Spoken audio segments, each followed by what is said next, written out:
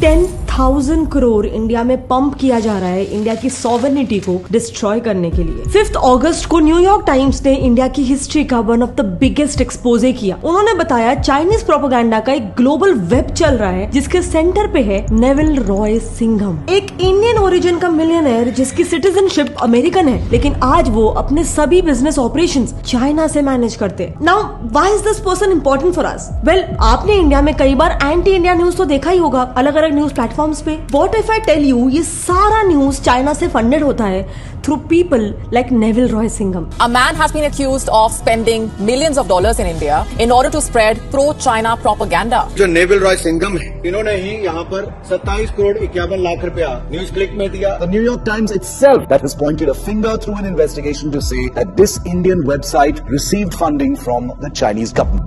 And Singham भी anti India propagation में सिर्फ एक कैरेक्टर है, not even the hero. So hero कौन है? वेल, कोई एक जन नहीं, काफी बड़े बड़े ऑर्गेनाइजेशंस, पॉलिटिकल पार्टी लीडर्स, खुद इंडिया के भी, एंड कई सारे सो कॉल्ड फिलैंथ्रोपिस्ट, एंड सबसे ज्यादा शॉकिंग बात, इंडिया के एक एक्स RBI गवर्नर जिनके हाथ में इंडिया के कई सारे मेजर फाइनेंशियल पॉलिसीज थे, उनका नाम तक इस पूरे वेब में शामिल है। Can you believe that? Well, if you don't, this video has nothing but raw facts for you. हमने चाइना का पैसा कैसे सिंघम के थ्रू इंडिया आता है, फिर कैसे वो इंडिया के अलग अलग न्यूज प्लेटफॉर्म्स तक जाता है, एंड कैसे फिर यही platforms anti India narrative propagate करते हैं, इसका पूरा एक detailed and simplified web create किया हुआ है। एंड इसीलिए, क्योंकि ये इशू हल्का सा अलग है, ज्यादा सीरियस है, इसीलिए मैं हाईली रिकमेंड करूंगी कि आप कंप्लीट वीडियो देखो, वरना आपको सिर्फ हाफ इन्फॉर्मेशन मिलेगा एंड आप इस मुद्दे को गलत इंटरप्रेट करोगे। आफ्टर ऑल, ये बात हमारे देश की सिक्योरिटी का है। So let's quickly start the web with Singham.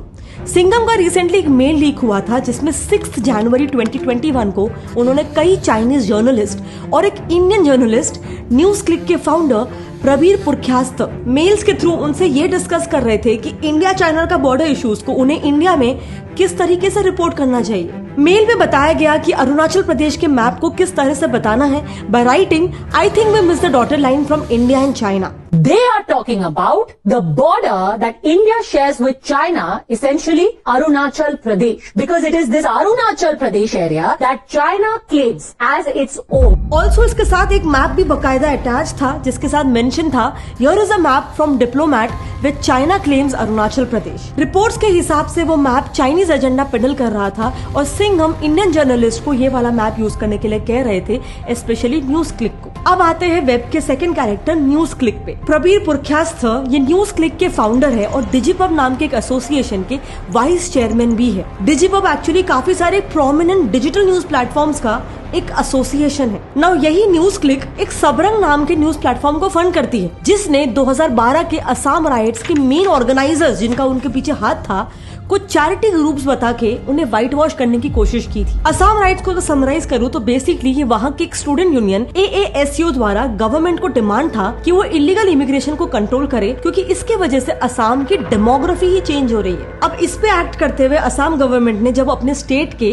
Rohingya और बांग्लादेशी इमिग्रेंट्स पर क्रैकडाउन करना शुरू किया, तो ये दो ऑर्गेनाइजेशंस, मार्कजुल मारीफ और मार्कजुल एकेडमी, इन दोनों ने इस बात पर असम और मुंबई में प्रोटेस्ट करना शुरू कर दिया। Eventually the protest turn into violent rights, because of which अकेले असम में करीब 70+ लोग मारे गए, 4 लाख लोगों को डिस्प्लेस करना पड़ा टू रिलीफ कैंप्स, और इन सब का बेसिकली सिर्फ इस एक रायट से इंडिया को टोटल इकोनॉमिक लॉस हुआ 500 करोड़ का। अब इंटरेस्टिंग बात देखो, मिनिस्ट्री ऑफ होम अफेयर्स ने जब प्रोटेस्ट के पीछे के ये दोनों भी ऑर्गेनाइजेशंस पर अपनी जांच शुरू की, तब मालूम पड़ा कि इन दोनों को एक रीम इंटरनेशनल नाम की ऑर्गेनाइजेशन से हैवी फंडिंग मिली थी। मतलब 90 लाख की फंडिंग, वो भी मल्टीपल टाइम्स। एंड ध्यान से देखोगे तो इस रीम का एड्रेस चाइना का एड्रेस है, एंड इनके वेबसाइट में भी चाइनीज एड्रेस ही है। So to sum it up, Assam riots को फ्यूल करने में चाइना का भी एक बहुत बड़ा हाथ था। इनफैक्ट उनका पैसा मिला हुआ था, लेकिन सबरंग चाहती है कि इंडियंस एंड ऑर्गेनाइजेशंस को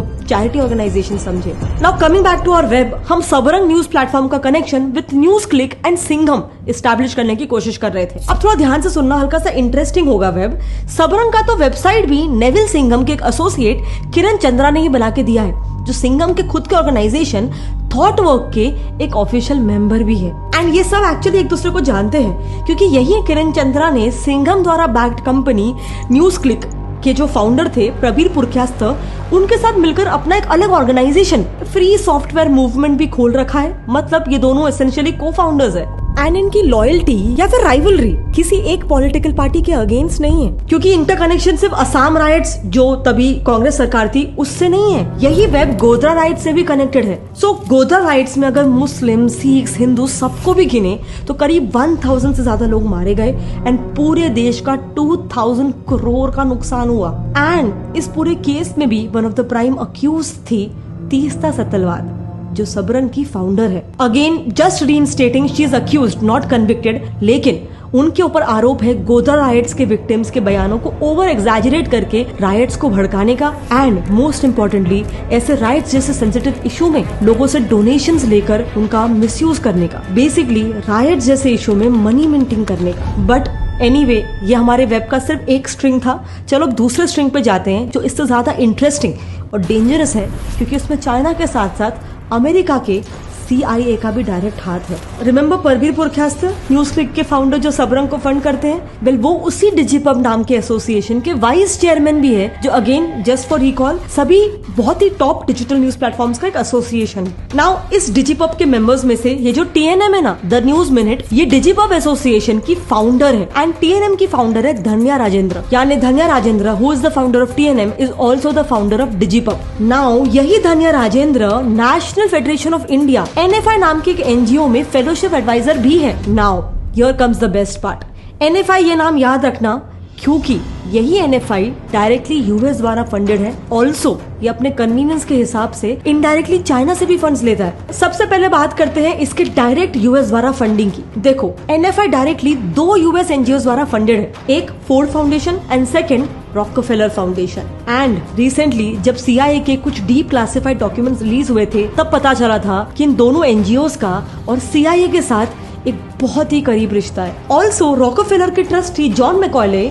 जो पहले फोर्ड फाउंडेशन के भी चेयरमैन रह चुके हैं, वो असल में CIA के one of the founding members थे। एंड CIA की उसी रिपोर्ट के अनुसार इन दोनों भी फाउंडेशंस, फोर्ड और रॉकफेलर को CIA ने ही बनाया है ताकि देश विदेश में अमेरिकन इंटरेस्ट और प्रोपेगेंडा को पुश किया जा सके, जिसके रूट्स इंडियन मीडिया तक नजर आ रहे हैं। खैर, अब आते हैं NFI की इनडायरेक्ट चाइनीज फंडिंग पे। इस NFI के एक ट्रस्टी है P साईनाथ, जिनका खुद का एक अलग NGO भी है बाय द नेम परी।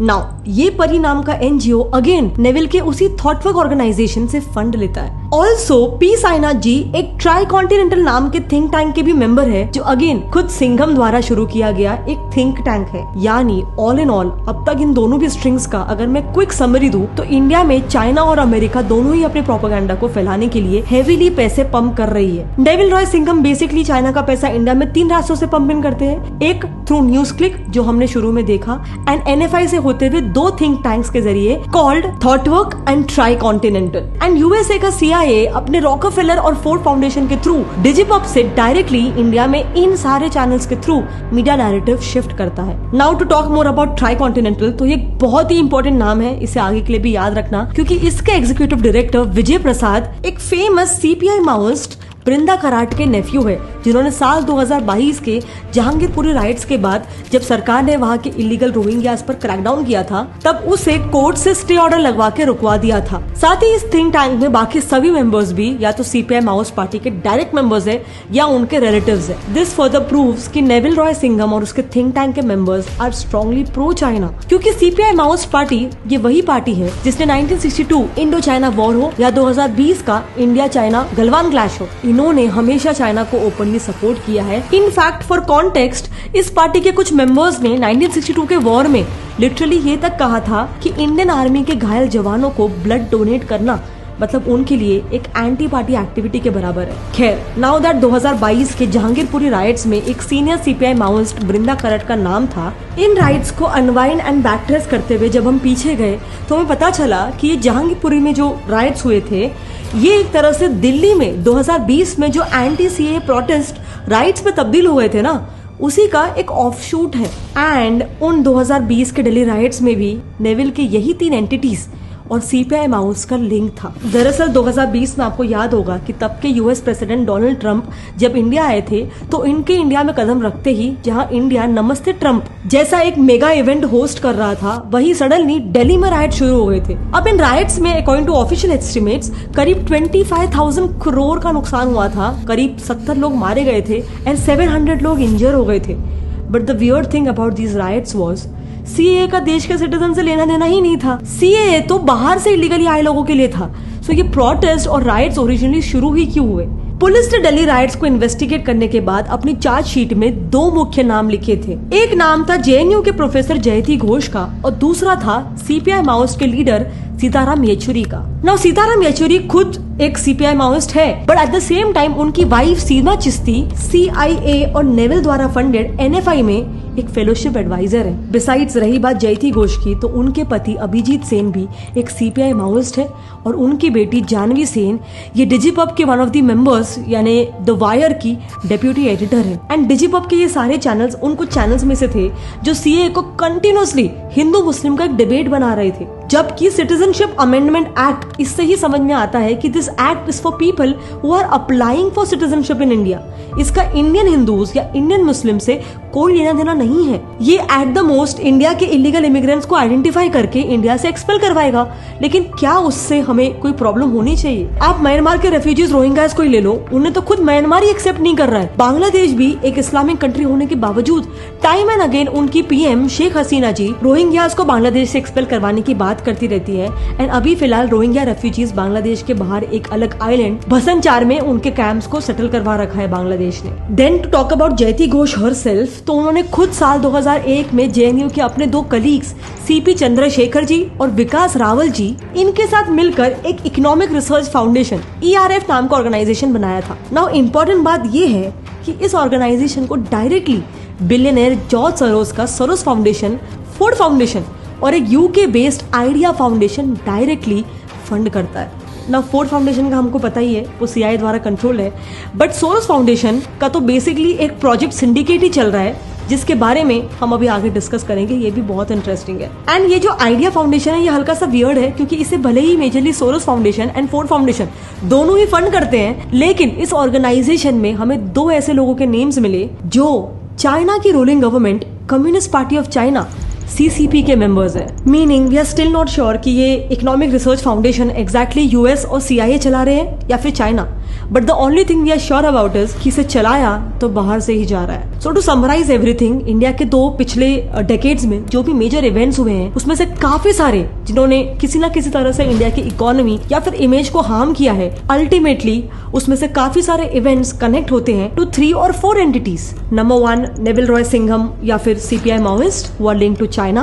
Number 2 Ford Foundation and Rockefeller Foundation, the brainchild of the CIA and hence the US. And number 3 Soros Foundation, जिसे हम अभी तक पूरी तरह से समझ नहीं आए हैं कि वो US की तरफ से है या फिर चाइना की तरफ से, क्योंकि one possibility is कि instead of the CIA और China controlling Soros Foundation खुद एक कंट्रोलर है of China and the US, क्योंकि ये दोनों NGOs bill and Melinda Gates foundation और सोरोस फाउंडेशन के साथ मिलकर एक प्रोजेक्ट सिंडिकेट चला रहे हैं जो देश विदेश के गवर्नमेंट्स के अगेंस्ट नैरेटिव कॉन्स्टेंटली शेप करते रहता है। According to Project Syndicate's official website, ये प्रोजेक्ट सिंडिकेट बेसिकली 156 कंट्रीज की 506 मीडिया चैनल्स को कंट्रोल करता है, ताकि उन कंट्रीज में अपना नैरेटिव, अपना एजेंडा पुश कर सके एंड इवेंचुअली वहां की पॉलिसीज को अपने फायदे के हिसाब से शेप कर सके। Now the saddest part of the video, इस सिंडिकेट के वेबसाइट में क्लियरली मेंशन्ड है कि उनके एक मेजर कंट्रीब्यूटर है हमारे एक एक्स RBI के governor. Of course contribution financial भी हो सकता है, बट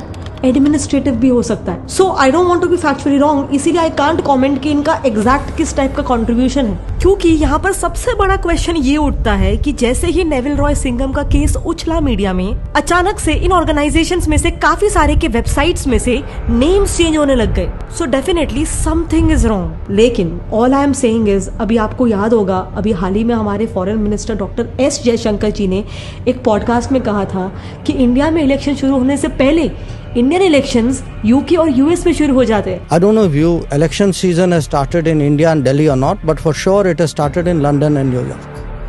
ऑनेस्टली मैंने जब वो पॉडकास्ट देखा था मुझे सही से समझ में नहीं आया था कि उनका एग्जैक्ट मीनिंग क्या था, बट मे बी ही मेंट कि इस दौरान इन दोनों कंट्रीज से इंडिया में अंधाधुंध पैसा पंप होता है जस्ट सो दैट वो अपना एजेंडा फैलाने के लिए इंडिया के इलेक्शंस को टैम्पर कर सके। नाउ कमिंग टू नंबर्स, देखो ऑफिशियल रिपोर्ट्स के हिसाब से सोरोस का तो अकेले ही 8,000 करोड़ पंप्ड इनटू इंडिया का डायरेक्ट लिंक है। एंड रही बात सिंघम की, तो अगेन सीएनबीसी के ऑफिशियल रिपोर्ट्स के हिसाब से सिंघम को $275 मिलियन यानी 2,200 करोड़ की फंडिंग मिली है। सो डेफिनेटली ये सिर्फ एक एंटी इंडिया प्रोपेगेंडा नहीं है, ये एक बड़ा गेम है, एक ग्लोबल प्रोपेगेंडा है जिसमें इंडिया पिस रहा है। And honestly I don't think किसी को इसके बारे में एकदम डिटेल में मालूम भी होगा, इसीलिए इस वीडियो को जितना हो सके शेयर करो, क्योंकि अभी इलेक्शंस नजदीक आ रहे हैं। एंड आप हमेशा देखोगे चाहे कोई भी पार्टी रूलिंग पार्टी हो, जब भी इलेक्शन नजदीक आते हैं इंडिया में अचानक से बहुत सारे प्रोटेस्ट, राइट्स, बहुत सारे प्रॉब्लम शुरू हो जाते हैं। एंड इसीलिए बहुत ज्यादा जरूरी है कि हम इन प्रोपेगेंडा के अगेंस्ट अवेयर रहें, क्योंकि जैसा मैंने कहा ये बात हमारे देश की नेशनल सिक्योरिटी की है। एंड रही बात स्पेसिफिकली जॉर्ज सोरोस की, तो हमने उनके ऊपर भी एक डिटेल वीडियो बना रखा है कि उनकी ये फंडिंग कैसे इंडिया में आती है और उससे स्पेशली अडानी के नेगेटिव कवरेज के केस में क्या उस फंडिंग का रोल था। इसको कवर करते हुए हमने एक डिटेल वीडियो बना रखा है हमारे दूसरे चैनल गौरव ठाकुर में, आप वहां पे जाके इसको देख सकते हो। मिलते हैं अगले टाइम, तब तक के लिए जय हिंद।